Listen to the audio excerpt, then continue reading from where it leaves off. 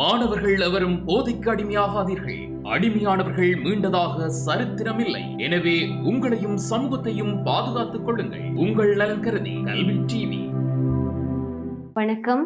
Don டிவியின் கல்வி தொலைக்காட்சியோடு இணைந்திருக்கின்றோம். நாங்கள் 6 வகையான ஜதி அமைப்புகள் பற்றி பார்த்து கொண்டிருக்கிறோம். அந்த வகையில் ஜதி அமைப்புகளாக காணப்படும் சமஜதி, விஷம ஜதி, மிருதங்க ஜதி, டமருக ஜதி, அதே போன்று கோபுச்ச ஜதி, ஸ்ரோதோவக ஜதி, இவை 6 வகையான ஜதிகளாக காணப்படுகின்றன. அவற்றில் நாங்கள் 5 வகையான ஜதிகள் பற்றி பார்த்திருக்கிறோம். அடுத்ததாக 6வதாக ஸ்ரோதோவக ஜதி காணப்படுகின்றது. இது நதியை போன்று முதலில் சிறுத்தும் பின்பு பெருத்தும் செல்லும். இதனை பர்வத ஜதி என்றும் அழைப்பர். பர்வதம் என்றால் மலை, சிகரம் என்றெல்லாம் பொருளாகும். இந்த ஜதிக்குரிய ஜதிகளை ஒன்றன் கீழ் ஒன்றாக எழுதினால் காண்பதற்கு அது மலையை போன்ற வடிவத்தில் இருக்கும். அதாவது மேலே சுருங்கியும் போக போக கீழே பெருத்தும் இருக்கும். இது கோபுச்ச ஜதிக்கு எதிரான, அதாவது எதிர்பக்கமான ஒரு ஜதி அமைப்பாக காணப்படுகின்றது. கோபுச்ச ஜதி எவ்வாறு மேலே பெருத்தும் கீழே சிறியதாகவும் காணப்படுகின்றதோ அதுபோல இந்த ஸ்ரோதோவக ஜதி மேலிருந்து சிறியதாகவும் கீழே பெரியதாகவும் காணப்படும். இதே பர்வத ஜதி என்று சொல்லியும் சொல்றாங்க. பர்வதம் என்றால் எங்களுக்கு தெரியும், மலை. இதை சிகரம், மலை, சிகரம் போன்ற பெயர்கள் பர்வதத்திற்கு ஒப்பான பெயர்களாக காணப்படுகின்றன. இந்த ஜதியை நாங்கள் ஒன்றன் கீழ் ஒன்றாக எழுதும் போது இது ஒரு மலை போன்ற அமைப்பை கொண்டிருக்கும். அதனாலேயே இதை பர்வத ஜதி என்று சொல்லி சொல்றாங்க. அதாவது மேலே சிறுத்தும் போக போக கீழே பெருத்தும் காணப்படுகின்ற ஜதியே ஸ்ரோதோவக ஜதியாகும். இது த, தக்க, தக்கத, தக்க, தக்கிட்ட, தக்கிட்ட, தக்கிட்ட என்று சொல்லி இதனுடைய அமைப்பு செய்யலாம் என்று சொல்லியிருக்கிறாங்க. 2வது உதாரணமாக தரிகிடத்தும், கிடத்தக்கு தரிகிடத்தும், தக்கிடத்தக்கு தரிகிடத்தும், தித்தக் கிடத்தக்கு தரிகிடத்தும், தத்தித்தக் கிடத்தக்கு தரிகிடத்தும். இதை எழுதும்போது ஒரே நேர்கோட்டில் எழுதும்போது இவ்வாறு அமைந்திருக்கின்றது. இவ்வரண அமைப்பில் எழுதும்போது இதுவும் ஒரு மலை போன்ற அமைப்பில் காணப்படும். இந்த ஜதிகளில் மிருதங்கம், வேத மத்தியமம், அதாவது டமருகம் என்று 2 இசைக்கருவிகள் விளக்கம் பெறுவதால் மற்ற ஜதிகளுக்கும் இசைக்கருவிகளின் பெயரை பீபகா சுந்தரம் என்பவர் தமிழிசை வளத்தில் கூறுகின்றார். சமஜதிக்கு புல்லாங்குழல் என்றும், விஷம ஜதிக்கு சங்கு என்றும், கோபுச்ச ஜதிக்கு முரசு என்றும், ஸ்ரோதோவக ஜதிக்கு நாகசுரம் என்றும் கூறி இசைக்கருவிகளின் பெயர்களை வைத்துள்ளார். அப்போ எங்களுக்கு தெரிய வர்றது என்னன்னு சொன்னா 6 வகையான ஜதிகள் காணப்படுகின்றன. அவற்றில் 2 டமருகம், மிருதங்கம் என்று இசைக்கருவிகளின் பெயரை கொண்டதாக அமைந்திருக்கின்றது. அந்த வகையில பீபகா சுந்தரம் என்பவர் தமிழிசை வளத்துல அனைத்து ஏனைய 4 ஜதிகளுக்கும் ஒவ்வொரு இசைக்கருவிகளின் பெயரை சூட்டியிருக்கிறார். அந்த வகையில சமஜதிக்கு புல்லாங்குழலை ஒப்பிட்டிருக்கிறார். புல்லாங்குழல் ஒரே அளவான நீளமாக இருக்கும். அது சமஜதி என்றும், விஷம ஜதிக்கு சங்கு என்ற அமைப்பும் கூறப்பட்டிருக்கின்றது. விஷமம் என்பது ஒரு நேரான எந்த வகையிலும் ஒரு வடிவத்தை கொண்டிராத ஒரு ஜதியாகும். சங்கு அப்படி ஒரு அமைப்பில் அமைந்தது. அது சில நேரம் மேற்பக்கம் சிறிதாகவும், உள்பக்கம் பெரிதாகவும், வளைந்த பக்கமாகவும், ஒடுங்கிய பக்கமாகவும், திரும்பவும் பெரிய பக்கமாகவும் காணப்படும். அதனால விஷம ஜதிக்கு சங்கு என்ற இசைக்கருவியை ஒப்பிட்டிருக்கிறார். அடுத்ததாக கோபுச்ச ஜதி. இந்த கோபுச்ச ஜதிக்கு முரசு என்ற ஒரு அமைப்பை கொண்டிருக்கிறார். அதாவது கோபுச்சம் என்றால் மேலே பெருத்தும் கீழே சிறியதாகவும் காணப்படும். நாங்கள் முரசு கொட்டுறதை பார்த்துருப்போம். பழைய காலங்களில் முரசு மிகவும் ஒரு மதிப்பிற்குரியதும் முக்கியத்துவக்குரியதுமான முரசு ஒரு தாளவாத்தியமாக காணப்பட்டது.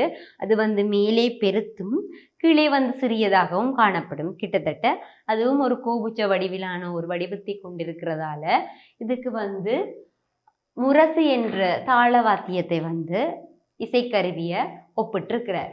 அடுத்ததாக ஸ்ரோதோவக ஜதி நாகஸ்வரம் என்ற ஒரு அமைப்பை வந்து ஸ்ரோதோவதிக்கு ஒப்பிட்டிருக்கிறார். நாதஸ்வரம் தெரியும், மேலே வந்து ஒடுக்கமாக இருந்து அதன் கீழ்ப்பகுதி வந்து கொஞ்சம் விரிவானதாக அமைய பெற்றிருக்கும் நாதஸ்வரம். அதுவும் வந்து ஒரு கிட்டத்தட்ட ஒரு மலையினுடைய அமைப்பை உடையதாகவும், அதாவது கீழிருந்து பெரிதாக மேலே உச்சியை கொண்டதாக அமைந்திருக்கும். அதனால இந்த ஸ்ரோதோவக ஜதிக்கு நாதஸ்வரம் என்ற பெயரை இட்டிருக்கிறார். ஆகவே எங்களுடைய 6 ஜதி அமைப்புகளுக்கும் 6 வகையான இசைக்கருவிகள் பெயர் காணப்படுது. அதாவது டமருகம், மிருதங்கம், அதுக்கேற்ற மாதிரி சமஜதிய புல்லாங்குழல் என்று சொல்லியும், விஜம ஜதிக்கு வந்து சங்க உதாரணமாகவும், கோபுச்ச ஜதிக்கு முரச உதாரணமாகவும், ஸ்ரோதோவக ஜதிக்கு நாதஸ்வரத்தை வந்து உதாரணமாகவும் கொண்டு அமைய பெற்றுள்ளது. அடுத்ததாக 10வதாக பிரஸ்தாரம். தாள முழக்கு கருவிகளை இசைக்கும் போது ஒரு தாள ஆவர்த்தன வட்டத்திற்கு அல்லது ஒரு கால பிரமாண அளவிற்குள் அடங்கி பல வகையாக விரிந்து வகை வகையான விகற்பங்களை உண்டாக்கி வருவன யாவற்றையும் பிரஸ்தாரம் என்று சொல்லி அழைக்கின்றோம். இது தாளத்தின் விரிவான தன்மையாகும். பிரஸ்தாரம் என்றால் பரவுதல் அல்லது விரிதல் என்று பொருள்படும். அதாவது ஒரு ஆவர்த்தன வட்டத்திற்குள் அல்லது ஒரு தாள வட்டத்திற்குள் காலப்பிரமாண அளவினை கொண்டதாக அமைந்து தன்னிச்சையில் அது விரிவடைவது வந்து பிரஸ்தாரம் என அழைக்கப்படுகின்றது. பிரஸ்தாரம் என்பது வந்து பரவுதல் அல்லது விரிவச் செய்தல் என்ற பொருளில் அமைகின்றது. இது தாளத்தின் மொத்த கால அளவை மாற்றாமல் தாள அங்கங்களை பல வகையாக அமைக்கும் முறையாகும். அதாவது தாளத்தினுடைய மொத்த கால அளவை மாற்றாமல் அங்கங்களை பல வகையாக அமைக்கிற ஒரு முறைதான் வந்து இந்த பிரஸ்தாரமா கொள்ளப்படுது. தாளங்கத்தையோ தனிப்பட்ட அங்கத்தையோ கிரமமாக மாற்றி விரிவுபடுத்துவது. ஒரே கால அளவுள்ள தாளத்தை பலவித அங்கங்களாக கற்பனை செய்யும் முறை இரட்டிக்காமல் இருக்கவும் கற்பனையில் ஏதேனும் ஒன்று விட்டு போகாமல் இருக்கவும் பிரஸ்தாரம் உதவுகின்றது.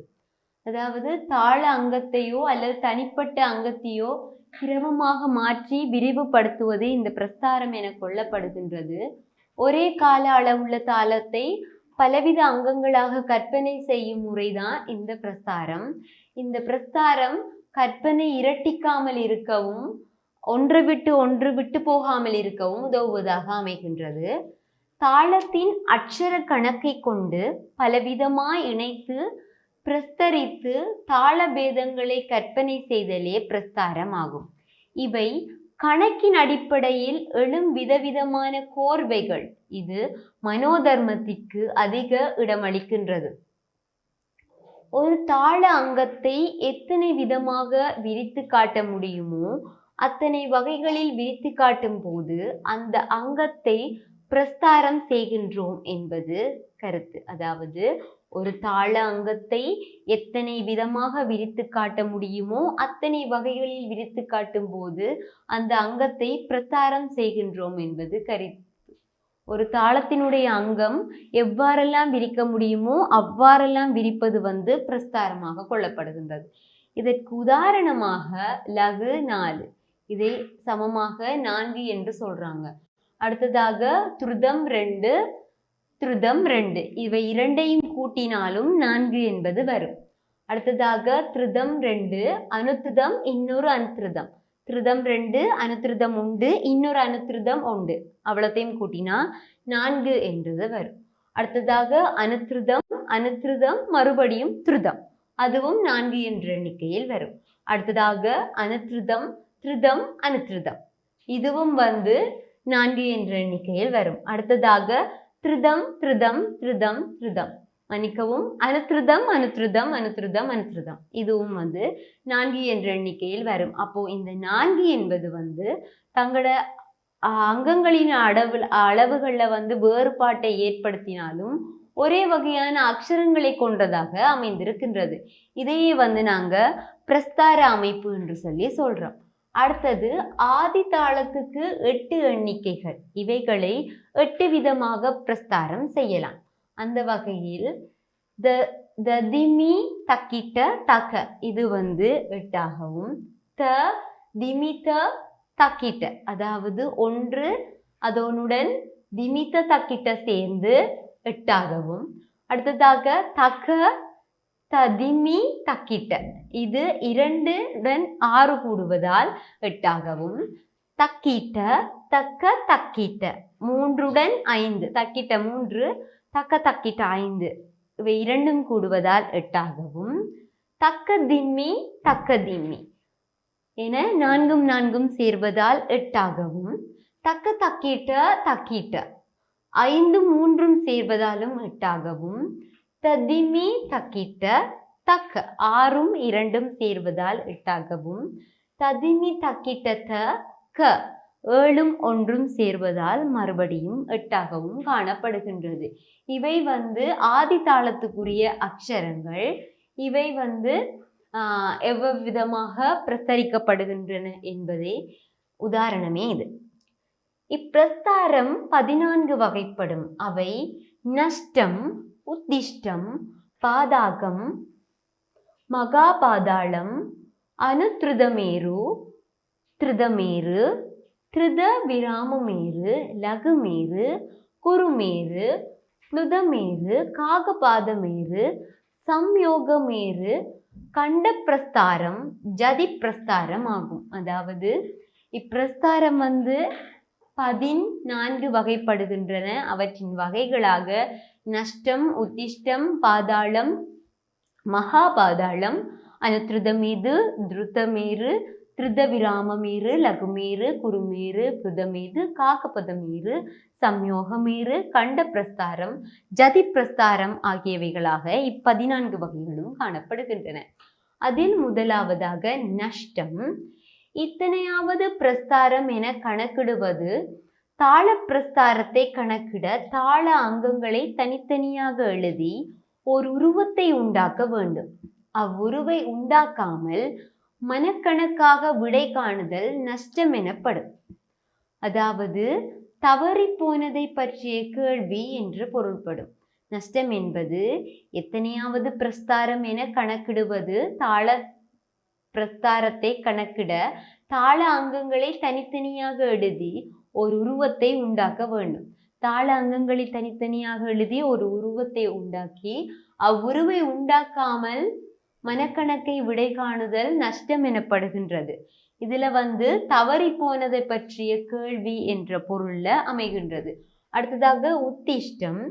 குறிப்பிட்ட உருவமுள்ள பிரஸ்தாரம் எத்தனையாவது என்று கூறுவது. இத்தனையாவது பிரஸ்தாரம் இதென்று கணக்கிடுவது உத்திஷ்டம் ஆகும். அதாவது ஒரு பிரஸ்தாரத்தில் உள்ள உருவில் இது எத்தனையாவது பிரதிஷ்டம் என்றும் இதனை மனக்கணக்கின்படி மனக்கிட்டு கூறுவதும் உத்திஷ்டம் என்று அழைக்கப்படுகின்றது. அடுத்ததாக பாதாளம்.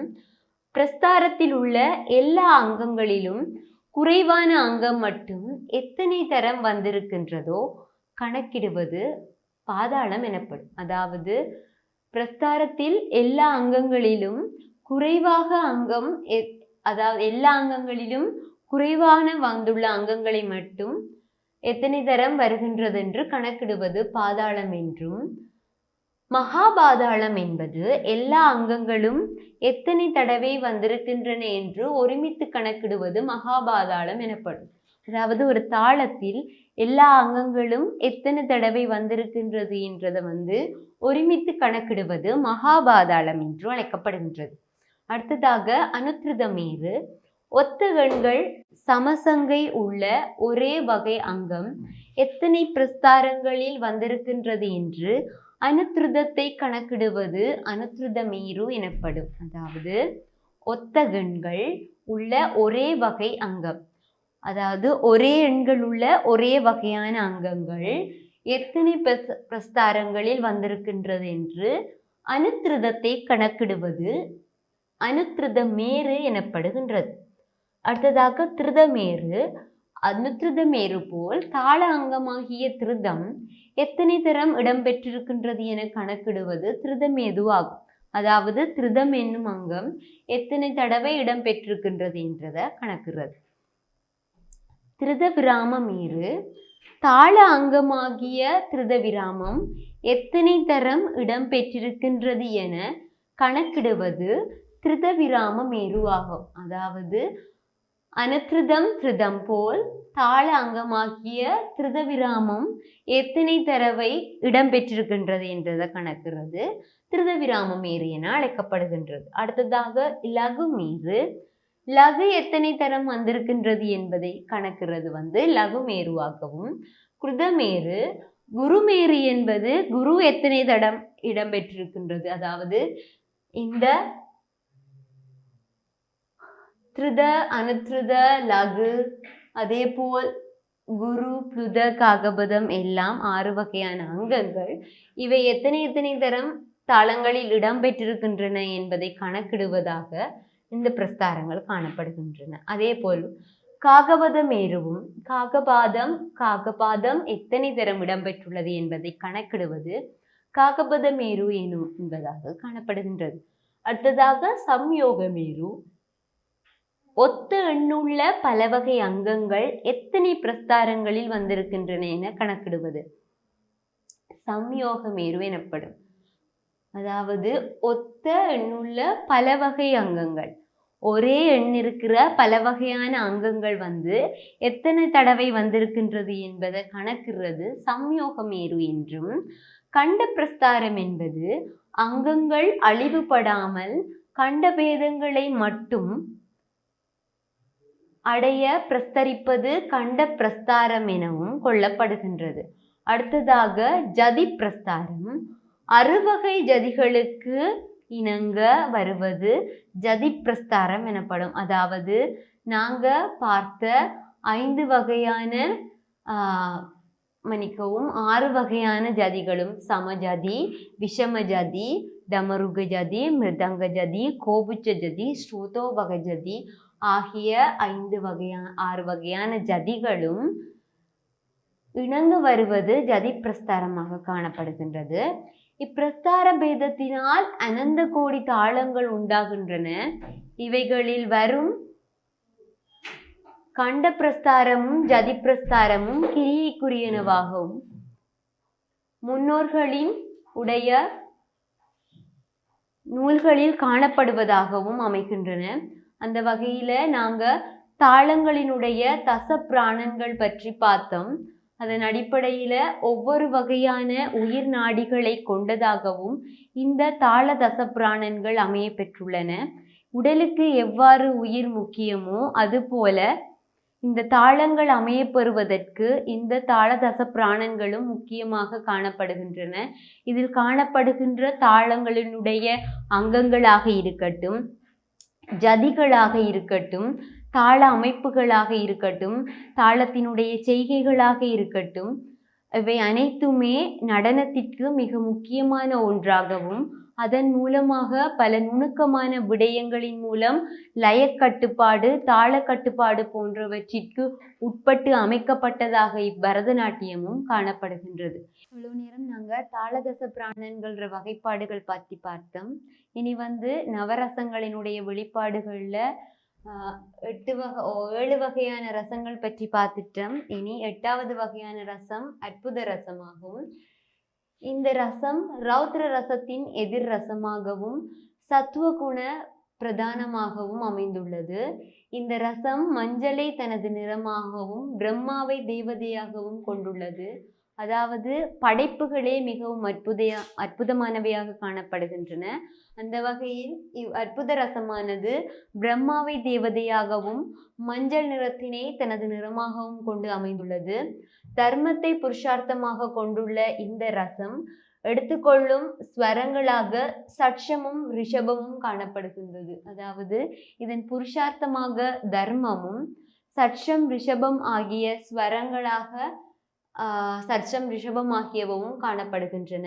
தர்மத்தை புருஷார்த்தமாகவும் சட்சம், ரிஷபம் ஆகியவற்றை ஸ்வரமாகவும் கொண்டு அமைந்துள்ளதாக இவ்வற்புத ரசம் காணப்படுகின்றது. ஆச்சரியத்தை ஸ்தாயிபாவமாக கொண்ட அற்புத ரசத்தின் லட்சணம் என்னவென்றால், சாதாரணமானவற்றிலிருந்தும் வேறுபட்ட மேற்பட்டவற்றை காண்பதால் மனதில் உண்டாகும் விரிவாகும். அதாவது ஆச்சரியம் என்பது எங்களுடைய கற்பனைக்கும் எட்டாத விடயங்களை காண்பதால் ஏற்படும் ஒரு உணர்வாக காணப்படுகின்றது.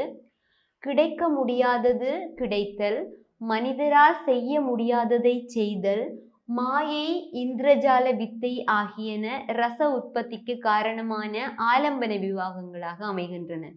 அதாவது ஒரு விடயம் கிடைக்க முடியாத விடயம் செய்தல், அல்லது மனிதர்களால் செய்ய முடியாத ஒன்றை செய்தல், மாயை, வித்தைகள் போன்றவை இதற்குரிய உற்பத்தி காரணங்களாக அமையும் ஆலம்பன விவாகமாக அமைகின்றது. கிடைத்தவற்றின் தரத்தின் பெருமதியே இந்த ரசத்தின் உத்தீபன விபாவமாய் அமைகின்றது. அதாவது ஒரு விடயம், அந்த விடயத்தினுடைய பெருமதி எவ்வளவோ அதனுடைய அளவு இந்த ரசத்திற்குரிய உத்தீபன விபாவமாக அமைகின்றது. கண்களை அகல திறத்தல், வெறித்து பார்த்தல், இமை கொட்டாதிருத்தல், கைதட்டுதல், சத்தம், கைகளை அசைத்தல், ஆச்சரியம், பிரம்மை முதலியன அற்புத ரசத்திற்குரிய அனுபாவங்களாக அமைகின்றன. ஸ்தம்பித்தல், மயக்கம், மயிர்கூச்சறிதல், குரல் மாற்றம், நிறமாற்றம், நடுக்கம், கண்ணீர், வியர்வை ஆகிய 8 சாத்வீக பாவங்களும் அமைகின்றன. அதாவது வீர ரசத்திற்குரிய சாத்வீக பாவங்களாக 8 வகையான சாத்வீக பாவங்களுமே அமைய பெற்றுள்ளன. இந்த ரசத்தின் வியாபிச்சாரி பாவங்கள் திசை திரும்பிய கவனம், நினைவு, திருப்தி, மகிழ்ச்சி, உணர்வின் கிளர்ச்சி, கொந்தளிப்பு, ஸ்தம்பித்தல், கருத்தரங்கு, வாத பிரதிவாதம், குழப்பம் ஆகியனவாக காணப்படுகின்றன.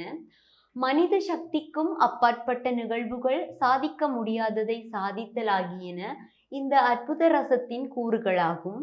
இதையே சமஸ்கிருதத்தில் திவ்ய தெய்வீக தன்மையுடையது என்றும், ஆனந்தஜா மிக மிக சந்தோஷமான நிலை எனவும் கூறப்படுகின்றது.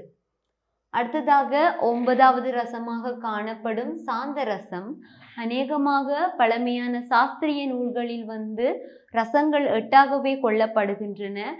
அனைத்துமே பிறப்பதற்கான ஒரு மூல இடம் தேவைப்படுகின்றது. அந்த வகையில் இந்த சாந்த ரசம் அனைத்து ரசங்களும் பிறக்கக்கூடிய ஒரு இடமாக காணப்படுகின்றது. கடைசியாக வருவது சாந்தரசம். சாந்தரசமானது எல்லா உயிர்களுக்கும் இயற்கையானதும் பொதுவானதாயும் இருக்கின்றது.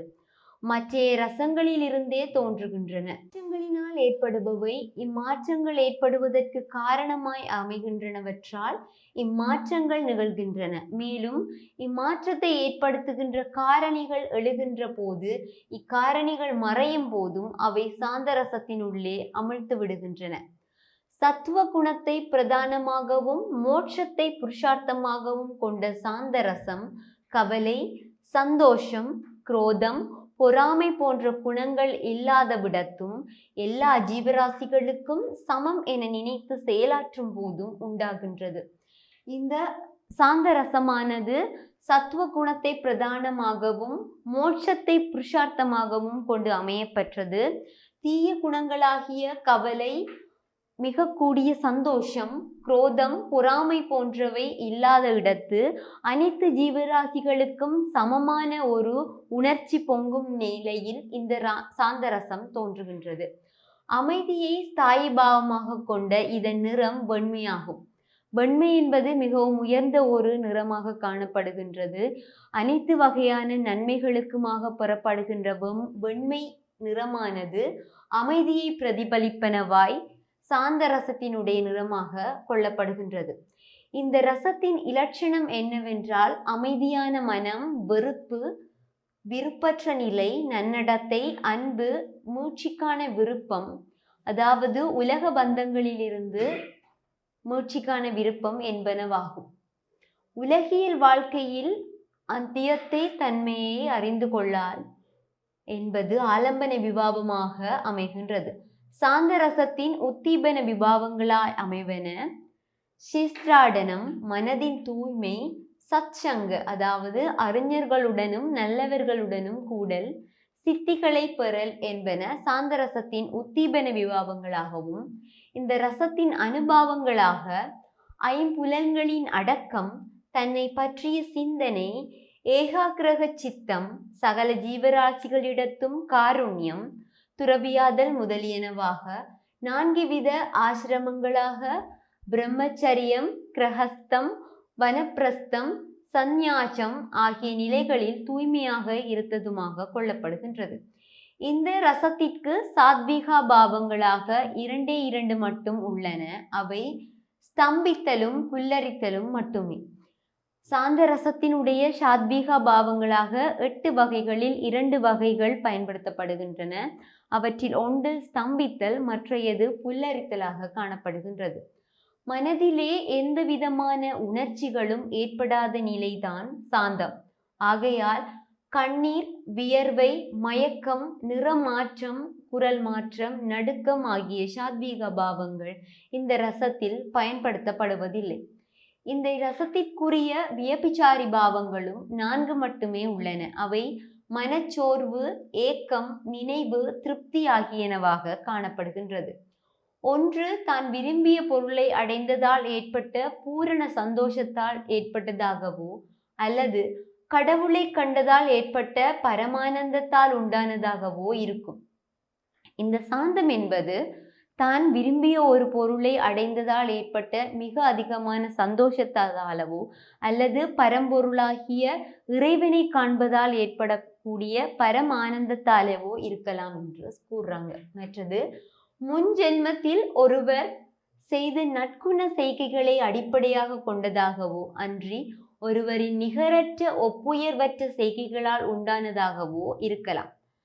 நவரசத்தினுடைய ராகங்களாக ஸ்ருங்கார ரசமானது கல்யாணி, நாட்டை குறிஞ்சி, மோகனம், ஹமாஸ், சுருட்டி ஆகிய ராகங்களையும், ஹாசிய ரசமானது மோகனம், காப்பி, கேதாரம் ஆகிய ராகங்களையும், கருணா ரசமானது முகாரி, ஷகானா, ஆஹிரி, புன்னாகவராளி போன்ற ராகங்களையும், ரௌத்ர ரசமானது அடானா, வசந்தா, ஆரபி போன்ற ராகங்களையும், வீரரசமானது ஹம்சத்வனி, நாட்டை, கம்பீர நாட்டை, பிலகரி, தேவகாந்தாரி போன்ற ராகங்களையும், பயானக ரசமானது கானடா, சுபபந்துவராளி, ரஞ்சினி போன்ற ராகங்களையும், பீபத்ச ரசமானது பேகடா, பீப்ளாஸ் போன்ற ராகங்களையும், அற்புத ரசமானது லதாங்கி, பெஹா, சாரங்கா போன்ற ராகங்களையும்,